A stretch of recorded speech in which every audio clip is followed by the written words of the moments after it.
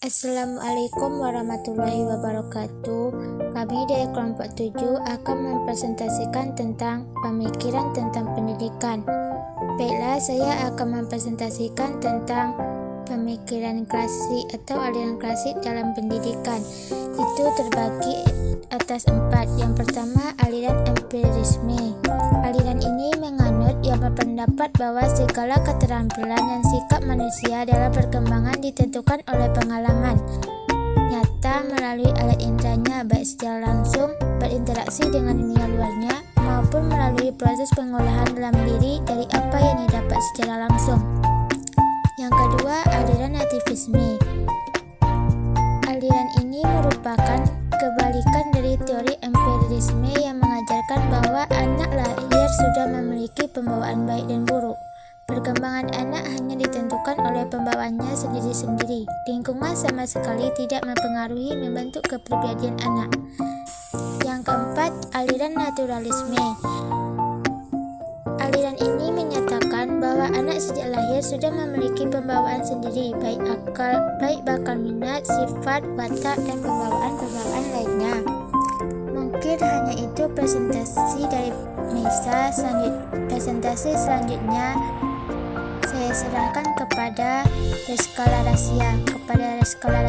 Dipersilakan. Baik, saya Rizka Larasia Fasa dengan NIM 2221040 akan melanjutkan pembacaan makalah dari Maisa Sylvia. B. Pemikiran baru tentang pendidikan. A. Pengajaran alam sekitar. Gerakan pendidikan yang mendekatkan anak dengan sekitarnya adalah gerakan pengajaran alam sekitar. Ciri-ciri dari pengajaran alam sekitar adalah sebagai berikut. Suatu pengajaran yang tidak mengenal pembagian mata pelajaran dalam daftar pengajaran, tetapi guru memahami tujuan pengajaran dan mengarahkan usahanya mencapai tujuan. Yang kedua, suatu pengajaran menarik minat karena segala sesuatu diputuskan atas suatu bahan pengajaran yang menarik perhatian anak dan diambil dari alam sekitarnya. Yang ketiga, suatu pengajaran yang memungkinkan bahan pengajaran itu berhubungan satu sama lain seerat-eratnya secara teratur. B. Pengajaran pusat perhatian. Pengajaran pusat perhatian dirintis oleh Ovid de Minat de Clory pada tahun 1871 sampai 1932 dari Belgia. Dengan pengajaran pusat minat Centres d'Intérêt, pendidikan de Crowley berdasarkan pada semboyan École pour la vie par la vie, sekolah untuk hidup dan oleh hidup. Anak harus dididik untuk dapat hidup dalam masyarakat dan dipersiapkan dalam masyarakat. Anak harus diarahkan kepada pembentukan individu dan anggota masyarakat. Oleh karena itu, anak harus mempunyai pengetahuan terhadap diri sendiri tentang hasrat dan cita-cita, dan pengetahuan tentang dunianya, lingkungannya, tempat hidup di daerah kedepannya. C. Sekolah kerja. Gerakan sekolah kerja dapat dipandang sebagai titik kulminasi dari pedagangan yang menantikan pendidikan keterampilan dalam pendidikan. J. A. Comenius tahun 1592 sampai 1670 menekankan agar pendidikan mengembangkan pikiran, ingatan, bahasa, dan tangan, keterampilan kerja tangan.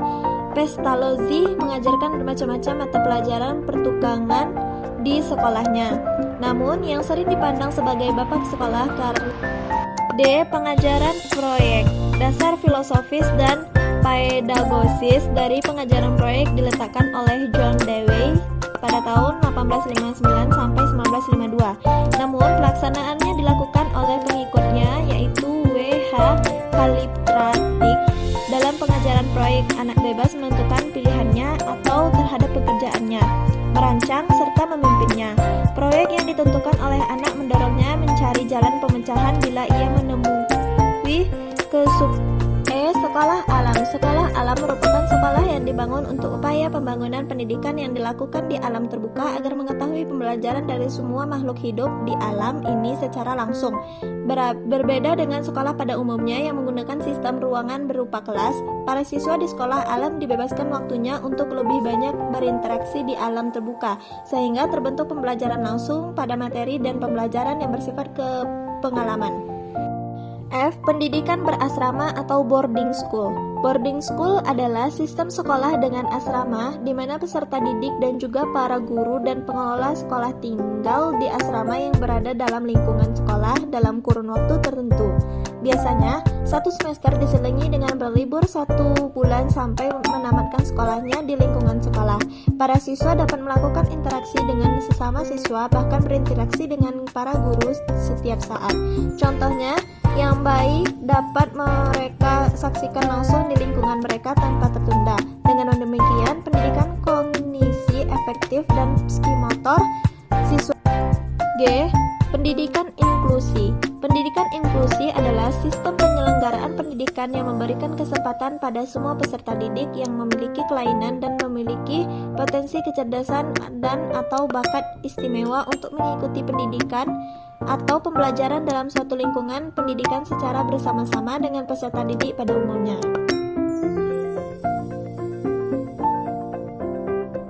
Sekian dari kami kelompok 7. Jika ada kesalahan mohon dimaafkan. Kami akhiri dengan Assalamualaikum warahmatullahi wabarakatuh.